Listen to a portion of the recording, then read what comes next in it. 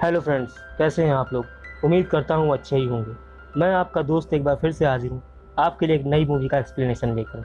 आज हम जिस मूवी को एक्सप्लेन करने वाले हैं उस मूवी का नाम है थॉर लव एंड थंडर। इस कहानी की शुरुआत में हम गौर को देखते हैं, जो अपने हाथों में अपनी बेटी को लिए कहीं भटक रहा होता है। वो जिस देवता को मानता है उससे लगातार अपनी बेटी को बचाने के लिए प्रार्थना कर रहा होता है कि किसी तरह वो उसकी बेटी को बचा ले, लेकिन उसकी प्रार्थनाओं का कोई फ़ायदा नहीं निकलता है और उसकी बेटी की वहीं भूख और प्यास से मौत हो जाती है। वो वहीं रेत पर निराश पड़ा होता है और जब वो उस आवाज़ का पीछा करते हुए जाता है तो उसे जंगल में पानी का एक तालाब मिलता है और वो उस तालाब में कूद कर पहले अपनी प्यास बुझाता है। और जब वो उस तालाब से निकल कर बाहर आता है तो उसका हाथ एक तलवार से कट जाता है जो वहीं पर पड़ी हुई थी, लेकिन उसका जख्म तुरंत ही ठीक हो जाता है। वहीं थोड़ी दूर उसे कुछ फल दिखाई देते हैं और वो उन पर भूखे जानवरों की तरह टूट पड़ता है। कुछ देर के बाद वहाँ प्रकाश के देवता आते हैं जिसकी गौर पूजा किया करता था। गौर उससे कहता है कि वो उसका आखिरी वक्त है, उसकी धरती सूख गई और सारे जीव खत्म हो चुके हैं, पर वो अब भी उन्हें दिल से अपना देवता मानता है और उसे उम्मीद है कि वो उसकी मनोकामना पूरी करेंगे। इस पर प्रकाश का देवता हंसते हुए कहता है कि उसने नेक्रोसोर्ड के धारक को अभी भी खत्म किया है। नेक्रोसोर्ड वही तलवार होती है जो गौर के हाथ में लग गई थी और इस तलवार से भगवानों को भी मारा जा सकता है और मैंने इसके धारक को मार दिया है जो उसे मार कर उसके साम्राज्य को खत्म करने आया था, और वो उसके जैसे तुच्छ प्राणी की मनोकामना क्यों पूरी करेगा। लेकिन गौर उससे कहता है कि उसके साम्राज्य का अंत तो पहले ही हो चुका है क्योंकि अब उसे पूजने वाला कोई भी नहीं बचा है। और उस देवता को उस बात की कोई चिंता नहीं थी क्योंकि उसे पता था कि उसे पूजने वाले उसके जैसे और भी लोग आ जाएंगे। गौर उनसे आगे कहता है कि हमने कितने कष्ट सहे, हमारी बेटी मर गई, फिर भी वो इसी उम्मीद से उनकी पूजा करता रहा कि एक ना एक दिन वो उसकी मनोकामना जरूर पूरी करेंगे। लेकिन वो भगवान उससे कहते हैं कि भगवान के लिए बलि देना भक्त का सौभाग्य है और यही उसकी नियति भी है। ये सब सुनकर गौर का उस पर से विश्वास उड़ जाता है और वो अपने गले में पड़ी उनकी ताबीज़ तोड़कर फेंक देता है और कहता है कि तुम कोई भगवान नहीं हो। इससे प्रकाश का देवता नाराज हो जाता है और वो उसे मारने ही वाला होता है कि तभी वहाँ पर पड़ी नेक्रोसोर्ड गौर के हाथ में आ जाती है और उस नेक्रोसोर्ड की पावर भी गौर के अंदर आ जाती है और वो उस तलवार से उस भगवान को मार देता है। और वो ये कसम खाता है कि आज के बाद से वो किसी भी देवता को जिंदा नहीं छोड़ेगा। अगले सीन में हम थॉर को देखते हैं जो एक पेड़ के नीचे बैठकर ध्यान लगा रहा होता है। वहीं कॉर्क लोगों को थॉर की कहानियां सुना रहा होता है कि कैसे थॉर बचपन से ही दूसरों के लिए लड़ता चला आ रहा है जो खुद के लिए नहीं लड़ सकते, और कैसे वो जेन फोस्टर से मिला और फिर जल्दी ही वो दोनों अलग भी हो गए। उसके माँ बाप, उसके भाई बहन या वो जिससे भी प्यार करता था, सब उससे या तो बिछड़ गए या तो मारे गए, लेकिन फिर भी उसने दूसरों के लिए लड़ना नहीं छोड़ा। उसने गार्जियंस ऑफ गैलेक्सी के साथ टीम बनाई, उनके साथ मिलकर उसने बहुत सी लड़ाइयाँ लड़ी और जीती भी, लेकिन फिर भी वो अपने अकेलेपन को दूर नहीं कर पाया। लेकिन आज भी जब कोई उसे आवाज़ देता है कि उसे उसकी ज़रूरत है तो वो हाजिर हो जाता है। तभी क्विल थॉर के पास आता है और उसे एक लड़ाई में चलने के लिए कहता है और थॉर तुरंत ही दूसरे प्लैनेट पर चला जाता है जहाँ पर गार्जियंस पहले ही किसी से लड़ाई कर रहे होते हैं। थॉर उनकी मदद करता है और यहाँ का राजा याकाल थॉर का स्वागत करता है और उसे बताता है कि वो यहाँ पर सालों से शांति से रहा करते थे, लेकिन अचानक से उनके भगवानों को किसी ने मार दिया और अब लुटेरन के पर्वतों और मंदिरों पर भी कब्जा कर रहे हैं। थॉर उन्हें उनका मंदिर वापस दिलवाने का वादा करता है। अब थॉर तुरंत ही उन लुटेरन से लड़ने लगता है और थोड़ी देर की लड़ाई के बाद ही वो उनसे जीत भी जाता है, लेकिन इस लड़ाई में उनका वो मंदिर भी टूट जाता है।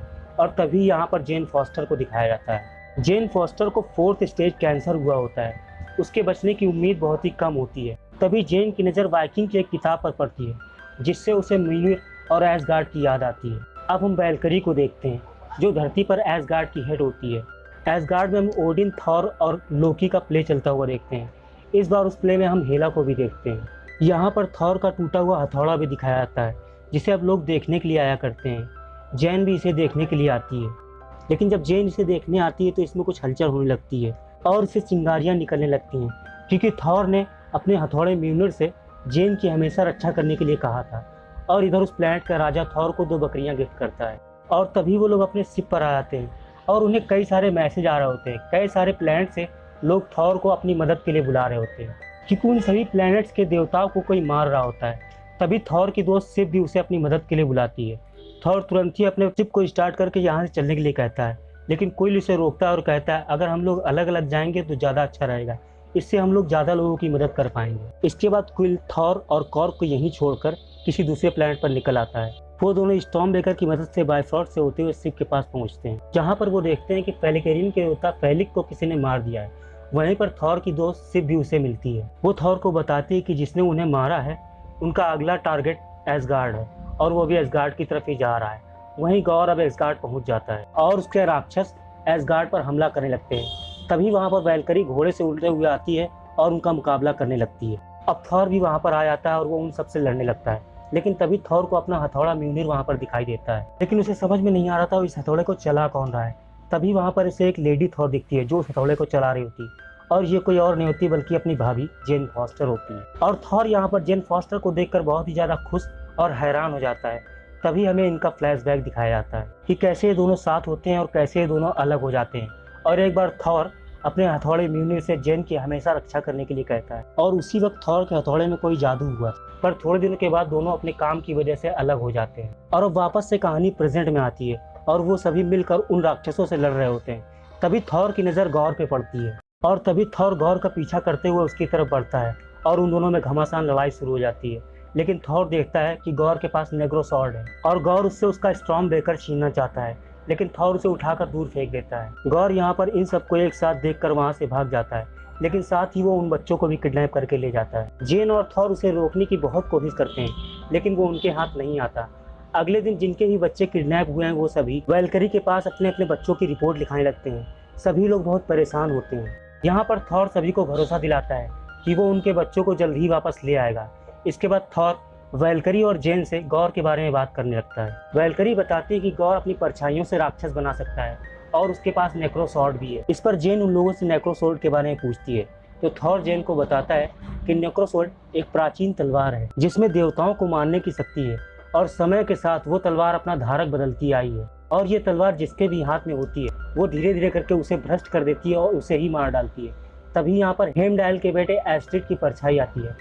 थॉर उसकी आंखों के जादू का इस्तेमाल करके उनके पास पहुंच जाता है और उन बच्चों को बताता है कि वो बहुत ही जल्द अपनी टीम के साथ यहाँ आएगा और उन बच्चों को छुड़ाकर यहाँ से ले जाएगा। थॉर यहाँ पर जेन और वेल्करी को बताता है कि गौर ने उन बच्चों को अंतरिक्ष के उस हिस्से में रखा है जहाँ पे सिर्फ अंधेरा है और काले सायों का राज है। इसके बाद वो लोग शिव को लेकर देवताओं से मदद मांगने के लिए देवताओं के महल जाते हैं। ये सब भेष बदलकर किसी तरह वहाँ पहुँच जाते हैं और इसके बाद इन सब देवताओं का हेड ज्यूस वहाँ पर आता है। वो अपने दरबार को संबोधित कर रहा होता है। तभी थॉर उनसे कुछ कहने लगता है और बात करते करते थॉर बीच स्टेज पर आ जाता है।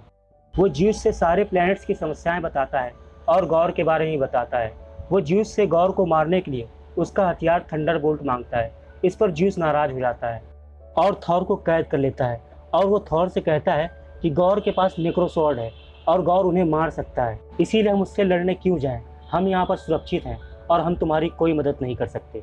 और ज्यूस यहाँ पर सबसे कहता है कि किसी को डरने की कोई ज़रूरत नहीं, वो सब यहाँ पर सुरक्षित है, क्योंकि गौर कभी भी इटर्निटी तक नहीं पहुँच सकता, क्योंकि ये बहुत ही मुश्किल काम है। इटर्निटी ब्रह्मांड में मौजूद सबसे शक्तिशाली चीज़ है और जो भी उस तक सबसे पहले पहुँचेगा उसकी हर इच्छा पूरी होगी। और अगर गौर वहाँ तक पहुँच गया तो वो एक ही झटके में सारे देवताओं को ख़त्म कर सकता है। ज्यूस थॉर और उसके साथियों को यहीं पर गिरफ्तार कर लेने को कहता है, क्योंकि उनके वहाँ से जाने से गौर भी वहाँ पर आ सकता है। लेकिन वैल्करी और जेन यहाँ पर सब पर हमला कर देती है। थॉर भी अपनी जंजीरें खोल लेता है और उनसे लड़ाई करने लगता है और यहाँ पर एक घमासान युद्ध होने लगता है। तभी ज्यूस अपने थंडरबोल्ट से कॉर्क पर हमला कर देता है और कॉर्क वहीं पर बिखर जाता है। कॉर्क के वहाँ पर बिखर जाने पर थॉर को बहुत गुस्सा आता है, लेकिन ज्यूस तभी उस पर अपने थंडरबोल्ट से हमला कर देता है। लेकिन थॉर यहाँ पर उसके थंडरबोल्ट को पकड़कर उसी की तरफ फेंकता है, जिससे ज्यूस की वहीं पर मौत हो जाती है। थॉर देखता है कि कॉर्क का सर अभी भी जिंदा है। वो उसके सिर को उठा लेता है और अपने शिप को यहाँ पर बुलाता है। वैल्करी ऊपर जाकर थंडरबोल्ट को ले लेती है और थंडरबोल्ट लेने के बाद सब वहाँ से निकल जाते हैं। अब वो लोग गौर के प्लैनेट की तरफ बढ़ रहे होते हैं। अब रास्ते में जेन और थॉर के बीच अच्छा रोमांस दिखाया जाता है।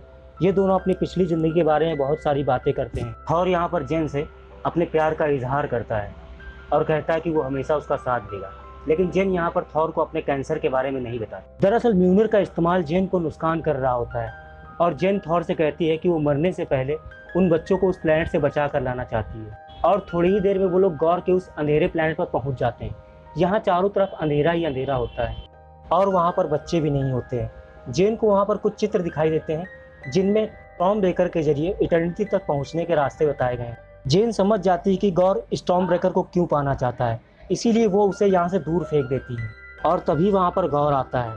जेन उस पर हमला करती है, लेकिन गौर इन सभी को अपने पावर से कैद कर लेता है। वो थॉर से स्टॉर्म ब्रेकर देने को कहता है और वो जैन और वेलकरी को मारने लगता है। अब मजबूरी में थॉर के पास कोई रास्ता नहीं होता और वो स्टॉर्म ब्रेकर को वहाँ बुला लेता है। तभी वहाँ पर जोर की बिजली गिरती है जिससे चारों ओर तबाही फैल जाती है।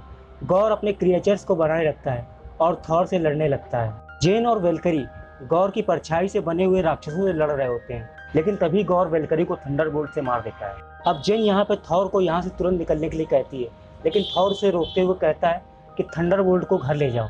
लेकिन इसके तुरंत बाद यहाँ पर बाइफ्रॉस्ट खुल जाता है और वो सब यहीं से चले जाते हैं। लेकिन गौर स्टॉर्म ब्रेकर को छीनने में कामयाब हो जाता है और इधर वो तीनों धरती पर आ जाते हैं। अब जेन की हालत यहाँ पर बहुत ज़्यादा खराब हो जा रही थी क्योंकि उसने म्यूनिर का इस्तेमाल बार बार किया था और उसे हॉस्पिटल में भर्ती कर दिया जाता है। अब यहाँ पर थॉर को जेन के कैंसर के बारे में पता चलता है और थॉर उसे म्यूनिर का इस्तेमाल करने से मना करता है क्योंकि वो जितनी बार म्यूनिर का इस्तेमाल करती है वो उसे कमज़ोर बनाता है। थॉर जेन को जल्दी वापस आने के लिए बोलकर वहाँ से चला जाता है।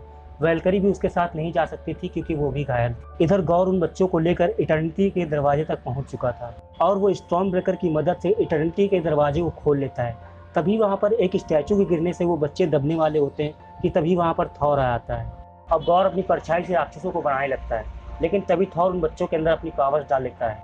अब वो सभी बच्चे उन राक्षसों से लड़ते हुए आगे बढ़ने लगते हैं और थॉर गौर से लड़ने लगता है। लेकिन थॉर गौर की शक्तियों के सामने कमज़ोर पड़ रहा था और इधर हॉस्पिटल में जेन को भी बेचैनी होने लगती है। अब जेन अपने हथौड़े की तरफ देखती है। इधर गौर थॉर को मारने ही वाला होता है कि तभी वेलकरी के घोड़े पर बैठकर जेन वहां आ जाती है और उसे बचा लेती है। हालांकि थॉर उसे देखकर बहुत दुखी होता है क्योंकि उसे पता होता है कि म्यूरिल के इस्तेमाल के बाद अब वो जिंदा नहीं बच पाएगी। जेन जाकर गौर को रोकती है और थॉर जब तक वहां से स्टॉर्म ब्रेकर को हटाने की कोशिश करता है और स्टॉर्म ब्रेकर को हटाकर वो एस्ट्रिड को उसके सहारे उन बच्चों को घर ले जाने को कहता है। अब एस्ट्रिड स्टॉर्म ब्रेकर के सहारे उन बच्चों को घर लेकर जाने लगता है। थॉर अभी भी गौर से लड़ रहा होता है।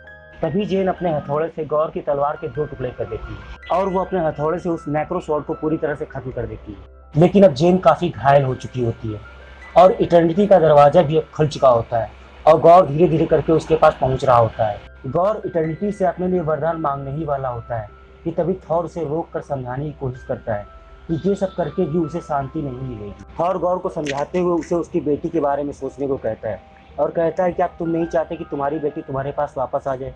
और ये कहकर वो घायल पड़ी जेन के पास आ जाता है क्योंकि अब जेन मर रही होती है और गौर भी अपनी बेटी की याद में रोने लगता है और वो रोते हुए थॉर से कहता है कि अगर उसकी बेटी वापस आ भी गई तो वो तो मर जाएगा, उसकी बेटी का ख्याल कौन रखेगा। तो जेन उससे कहती कि थॉर तुम्हारी बेटी का ख्याल रखेगा और इसके बाद गौर इटर्निटी से अपनी बेटी को वापस मांग लेता है। अब गौर अपनी बेटी की बाहों में ही अपना दम तोड़ देता है। जेन भी मरने से पहले थॉर से कहती है कि अपनी लाइफ तुम खुलकर जीना और इस बच्ची का ख्याल रखना। इसके बाद हम उन सारे बच्चों को अपने पेरेंट्स से मिलते हुए देखते हैं। वेलकरी उन सभी को लड़ाई की ट्रेनिंग दे रही होती है। थॉर को अब जीने का मकसद मिल चुका था। वो गौर की बेटी का अच्छे से ख्याल रख रहा था। गौर की बेटी में भी अपने पिता की तरह सुपर पावर्स होती हैं और वो भी थॉर के साथ मिलकर उन लोगों के लिए लड़ने लगती है जो खुद के लिए नहीं लड़ सकते।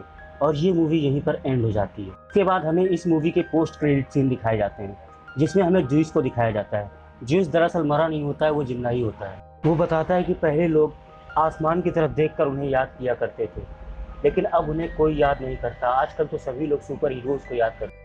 पहले लोग उनसे डरते थे, जब भी वो आसमान की तरफ देखते थे उनसे दुआएं करते थे, ये सोचे बिना कि वो सुन भी रहे हैं कि नहीं। भगवान का तो कोई डर ही नहीं रहा है, लेकिन इन्हें एक बार फिर से डर का एहसास होगा जब थॉर ऊपर से नीचे गिरेगा और वो ऐसा करने के लिए अपने बेटे हरकुलिस को आदेश देता है। इसी के साथ ही यह मूवी यहीं पर ख़त्म हो जाती है। दोस्तों, आपको जो मूवी कैसी लगी हमें कमेंट करके ज़रूर बताएं और अगर आपको वीडियो पसंद आया हो तो वीडियो को लाइक करें और प्लीज़ हमारे चैनल को सब्सक्राइब करें ताकि हम आपके लिए ऐसी ही मज़ेदार वीडियो लेकर आते रहें।